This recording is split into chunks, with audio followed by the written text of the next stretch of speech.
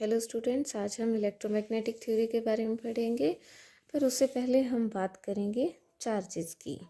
अब आपको पता होगा कि जब हम चार्जेस के बारे में पढ़ते हैं तो टू टाइप ऑफ कंडीशन पढ़ते हैं। फर्स्ट हम पढ़ते हैं कंडीशन ऑफ रेस्ट, यानी कि जब हमारे पास क्या है, चार्जेस एट रेस्ट पर है। एंड सेकंड हम क्या पढ़ते हैं कि जब हमारे पास जो चार्ज है वो मोशन में हो। तो क्या है कि जब हमारे पास चार्ज रेस्ट में है तो क्या होगा, कोई ना कोई फील्ड प्रोड्यूस होगा, और जो फील्ड प्रोड्यूस होगा वो होगा हमारे पास इलेक्ट्रिक फील्ड। तो ये तो बात हुई कि जब हमारे पास चार्जेस रेस्ट में है। बट अगर सिमिलर पोजीशन के लिए हम पढ़े कि चार्ज हमारे पास मोशन में है, अगर चार्ज मोशन में है तो वहाँ पर क्या होगा, देखो इलेक्ट्रिक फील्ड तो ऑब्वियसली प्रोड्यूस होगा ही due to presence of charge. पर इस इलेक्ट्रिक फील्ड के साथ साथ क्या हो जाएगा, एडिशन ऑफ मैग्नेटिक फील्ड, कि जैसे जैसे हमारा चार्ज मूव कर रहे हैं, मोशन कर रहे हैं, तो वो अपने आसपास के एरिया में मैग्नेटिक फील्ड भी प्रोड्यूस करेंगे। तो यहाँ से हम कह सकते हैं कि जो इलेक्ट्रिक फील्ड, ठीक है, अगर किसी एक पॉइंट से वेरी करे, पॉइंट से वेरी करेगा विद टाइम, कि अगर कोई भी चीज़ मोशन में है तो ऑब्वियस सी बात है कि वो टेक टाइम तो करेगी, टाइम लेगी। तो साथ के साथ क्या था, जैसे वो वेरी किया टाइम के साथ, vary with time, then it produce magnetic field. भाई ये तो बहुत कॉमन सी बात है कि अगर कोई चीज़ बार बार अगर मोशन में आ रही है तो क्या होगा, वो एक टाइम पर गर्म होगी और साथ में क्या होगी, अट्रैक्टिंग प्रॉपर्टी को शो करेगी, जो हमारा क्या होगा, मैग्नेटिज्म होगा। सिमिलरली हम क्या कह सकते हैं कि हमारे पास अगर मैग्नेटिक फील्ड है at sorry whenever a magnetic field at a point, अगर हम मैग्नेटिक फील्ड की बात करें किसी एक पॉइंट पर जो क्या कर रहा है, जहाँ पर चार्ज वेरी कर रहा है, वेरी विद टाइम, तो क्या होगा, वहाँ पर इलेक्ट्रिक फील्ड प्रोड्यूस हो जाएगा। तो जो प्रोडक्शन ऑफ इलेक्ट्रोमैग्नेटिक फील्ड होगा, इस फिनोमिना को हम कहते हैं इलेक्ट्रोमैग्नेटिज्म। तो आई थिंक ये क्लियर होना चाहिए कि इलेक्ट्रोमैग्नेटिज्म क्या होगा, कि जब चार्ज हमारे वेरी कर रहे हैं यानी कि मोशन में है, तो दोनों तरह के फील्ड प्रोड्यूस होंगे, और जो ये प्रोडक्शन ऑफ इलेक्ट्रोमैग्नेटिक फील्ड होगा ये होगा हमारा इलेक्ट्रोमैग्नेटिज्म। तो इस चैप्टर में हम पढ़ रहे हैं इलेक्ट्रोमैग्नेटिज्म के बारे में, और यहाँ पर जो इलेक्ट्रोमैग्नेटिक थ्योरी है यानी कि EMT, वो किस पर बेसिस है, बेसिस ऑन फिनोमिना ऑफ यहाँ पर of 4 type of differential equation.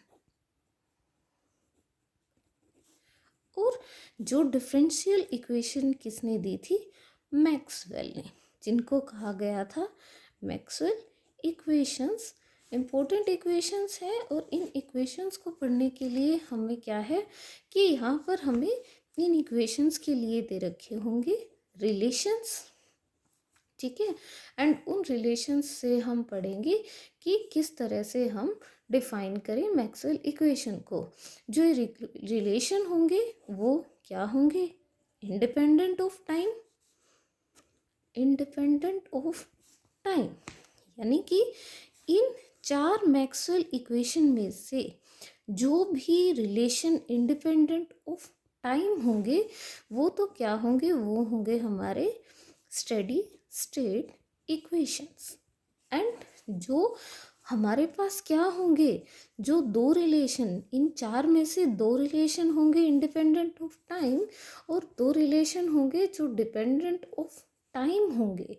और यानी कि हम क्या लिख सकते हैं, डिपेंड ऑन टाइम, उनको कहेंगे हम टाइम वेरिंग इक्वेशंस। तो लेट्स सी कि क्या है ये मैक्सवेल इक्वेशन। उससे पहले कुछ टॉपिक हम देख लेते हैं रिलेटेड टू व्हाट। तो differential form of Faraday law of electromagnetic induction.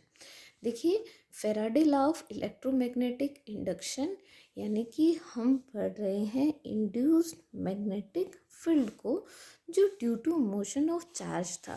And motion of charge था तो हमने कहा था इलेक्ट्रिक एंड मैग्नेटिक दोनों तरह के फील्ड हमारे जनरेट होंगे।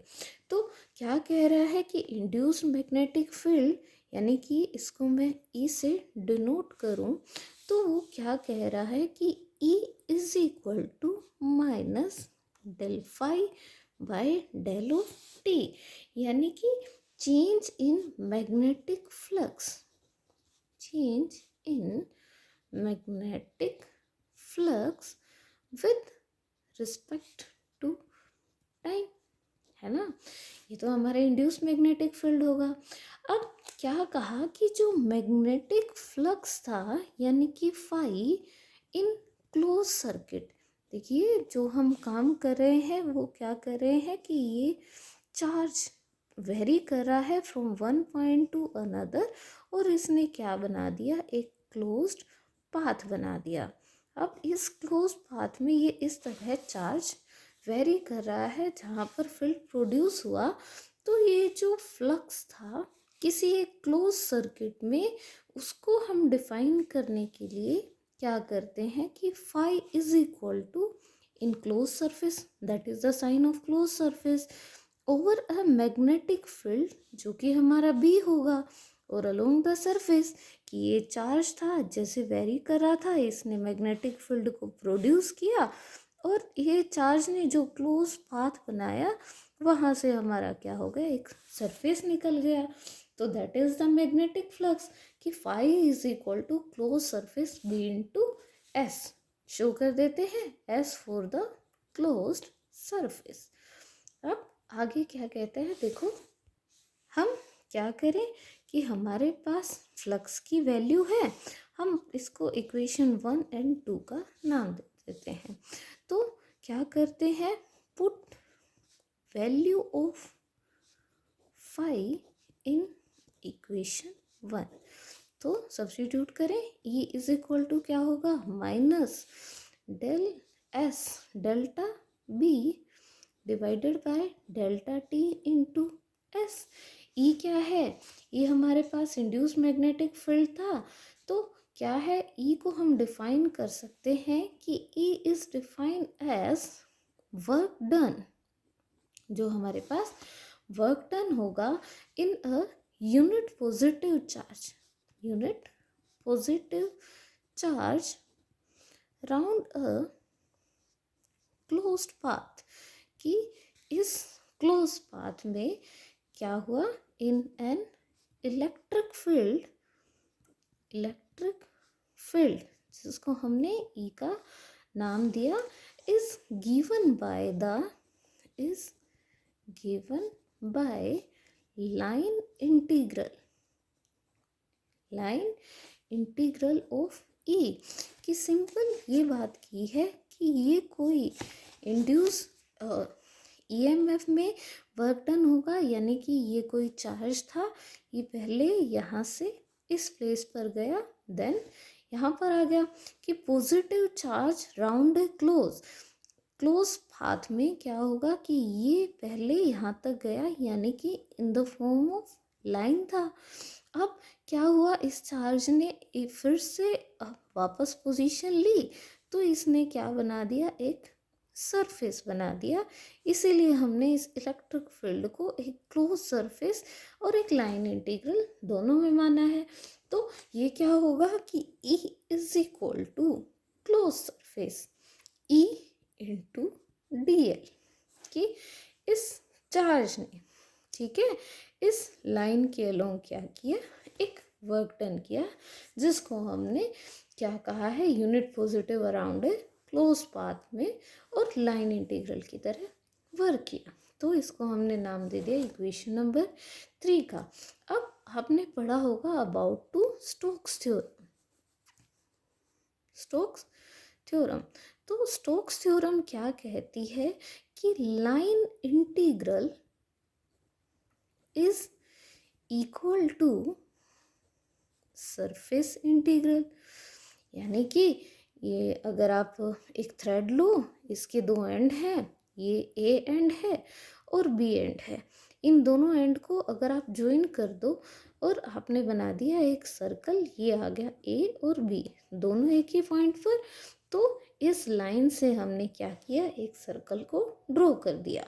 और इसी में अगर हम फील्ड की बात करें कि यहाँ पर चार्ज थे, इलेक्ट्रिक फील्ड ई, जैसे ही टाइम वेरी किया, यानी कि चार्जेस ने चलना स्टार्ट किया विद रिस्पेक्ट टू टाइम, तो इन्होंने क्या किया, फील्ड को प्रोड्यूस किया ई इनटू, ये क्या था, अलोंग लाइन था। अब जैसे ही चलना स्टार्ट किया तो इन्होंने क्या किया, एक सरफेस क्लियर कवर किया, जिसको हमने ds का नाम दिया, और ये इन्होंने फील्ड को जनरेट कर दिया। तो स्टोक्स थ्योरम को हम कैसे लिख सकते हैं, ये हो गया E into dl is equal to, यानी कि line integral is equal to surface integral है, तो क्या होगा, क्लोज सरफेस S और del cross E into ds। ठीक है, आई थिंक ये आपने पढ़ लिया होगा, नहीं पढ़ा होगा तो आप एक बारी क्विक रिकैप ले लीजिएगा। ठीक है, अब हम क्या करते हैं, इस इक्वेशन को फर्दर सोल्व आउट करते हैं। देखिए यहाँ पर क्या था, इलेक्ट्रिक फील्ड था अराउंड ए क्लोज पाथ, तो हम क्या करते हैं, इस वैल्यू को सब्स्टिट्यूट करते हैं। तो देखिए क्या करें, एक बारी लिख लेते हैं, E into dl close surface del cross E into ds। तो हमारे पास क्या था, E इज इक्वल टू क्या था, क्लोज E इंटू dl।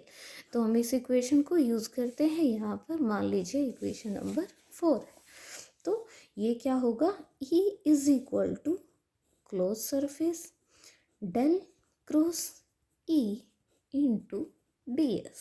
ठीक है, आई थिंक यहाँ तक कोई प्रॉब्लम नहीं होनी चाहिए। तो अब हम कंपेयर करते हैं इस इक्वेशन को किसके साथ,